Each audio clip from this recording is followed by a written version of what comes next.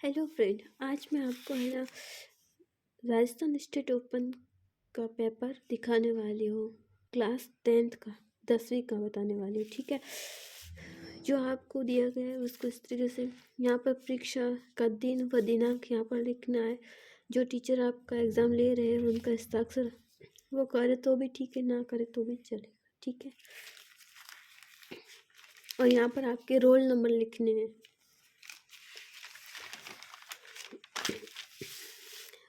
परीक्षार्थी प्रश्न पत्र के पहले पृष्ठ पर अपना क्रमांक अवश्य लिखें।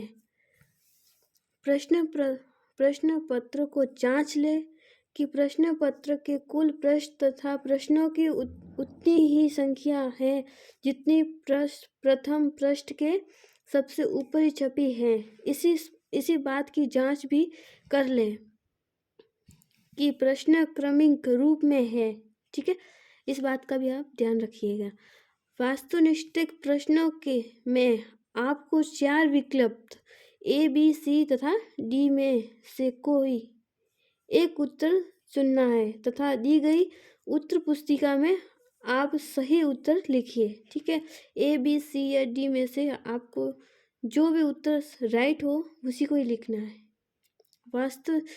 वास्तुनिष्ठ प्रश्नों के साथ साथ सभी प्रश्नों के उत्तर निर्धारित अवधि के भीतर ही देने हैं।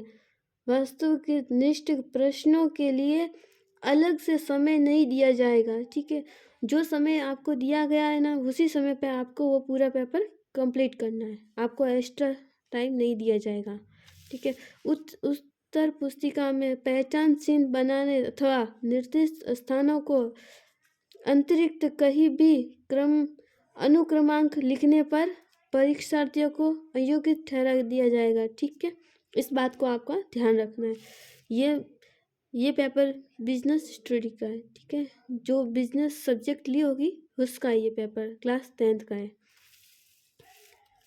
सभी प्रश्न अनिवार्य है, आपको सारे क्वेश्चन करने होंगे। प्रत्येक प्रश्न के अंक उसके सामने दर्शाए गए हैं। ठीक है, तो आपको है ना जो प्रश्न होंगे उसके सामने उसके अंक दर्शाए गए हैं। ठीक है, जैसे कि दिया गया है पहला, व्यवसाय का मानवीकरण उद्देश्य है, तो इन चारों में से एक ऑप्शन चुनकर हमें वहाँ पर लिखना है। कर्मचारियों का आर्थिक कल्पना, बी उचित व्यापारिक प्रथान अपनाना, या सी ग्राहक बनाना, या डी अनियमित नवप्रवर्तित। इन चारों में से जो राइट आंसर है वो आपको उत्तर पुस्तिका में लिखना है। उसी तरीके से दूसरा क्वेश्चन है, जन्यमित उद्योग का उदाहरण, तो इन चारों में से कौन सा है जो सही हो वही आपको लिखना है। साझेदारी के अंतर्राज्यीय बैंक व्यवसाय के अध्ययन सदस्य संख्या हो सकती है कितनी, ए 20, बी 10, या सी 15, या डी 25। चौथा है, पर्वतीय क्षेत्रों में उपयुक्त परिवहन के साधन है, ए सड़क परिवहन, बी वायु परिवहन, सी रेलवे परिवहन, या डी जल परिवहन। ठीक है, इसमें से जो राइट होता है वही एक ही चुनकर यहाँ पर लिखना है। ऐसा नहीं कि ये लिखकर फिर उसका पूरा विस्तार से लिखा, जो दिया गया है उतना ही लिखना है, इससे आपका टाइम भी बचेगा। पांचवा है, सार्वजनिक कंपनियों में सदस्यों की न्यूनतम संख्या हो सकती है, ए 2, बी 5, सी 7, या डी 8। श्रेणियों संप्रेरण का उदाहरण है, ए हार्मोन, बी चित्र, सी ग्राफ, या डी प्रतीक। सातवां है, जब कोई व्यक्ति थोक के वस्तु खरीदना चाहता है तो उसे लिए सबसे अच्छा माध्यम है, ए अनिष्ट द्वारा क्रम, बी नमूना परीक्षण द्वारा क्रम, या सी नजदीकी फुटकर विक्रेता द्वारा क्रम, या डी उत्पादन विवरण द्वारा क्रम। ठीक है, जो राइट है उस पर लिखिए, और ये सब एक अंक के हैं, ध्यान रखना, इसमें सब एक ही पॉइंट मिलेगा। प्रिंट मीडिया विज्ञापन माध्यम से संपत्ति है, ए समाचार पत्र, बी रेडियो, या सी टेलीविजन, या डी इंटरनेट। तो इसका राइट आंसर डी होगा। ठीक है, क्योंकि इसमें हमें एक बात हमेशा याद रखनी है, हमें जो भी क्वेश्चन है ना उसको ठीक तरीके से पढ़ना है, और जब हमने क्वेश्चन ठीक तरीके से पढ़ा तो हमें आंसर भी ठीक तरीके से दे जाएंगे। ठीक है, तो हमको क्वेश्चन को ठीक तरीके से समझना है।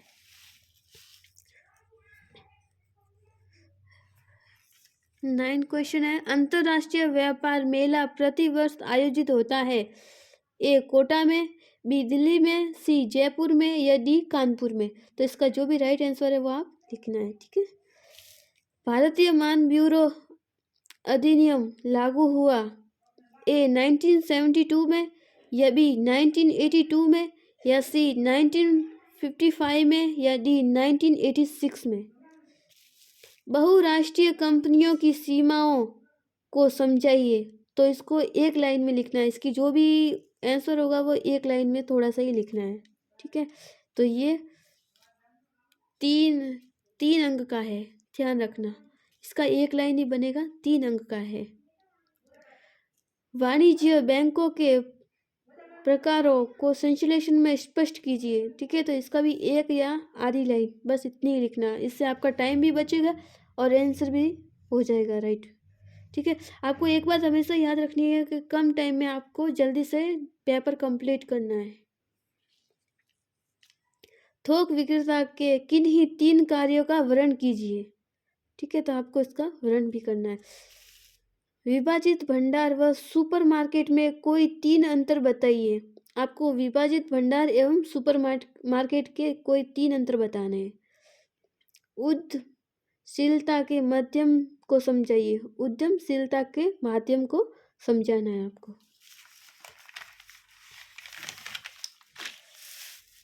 व्यवसाय के आपूर्तिकर्ताओं के प्रति उत्तरदायित्व को बताइए। ठीक है, आपको उसको बताना है। और ये कितने अंक का है? ये 4 अंक का है। तो आपको 2 से 4 लाइनें तो इसमें लिखनी होगी। यहाँ से 2 से 4 या 4 1 5 लाइनें तो इसमें लिखनी है। एकल स्वामित्व की सीमाओं को समझाइए। तो आपको एकल स्वामित्व की सीमाओं को समझाना है। स्वरोजगार एवं संतुष्ट रोजगार के अंतर कीजिए। ठीक है, कोई 4 करने हैं आपको। आपकी राय में संग्रहित बीमा व समुद्री बीमा में कोई 4 अंतर स्पष्ट करने हैं। ठीक है ना। उपभोक्ताओं के उत्तरदायित्व को बताइए। उपभोक्ताओं के कोई उत्तरदायित्व को आपको बताना है। तो ये भी 4 अंक का है।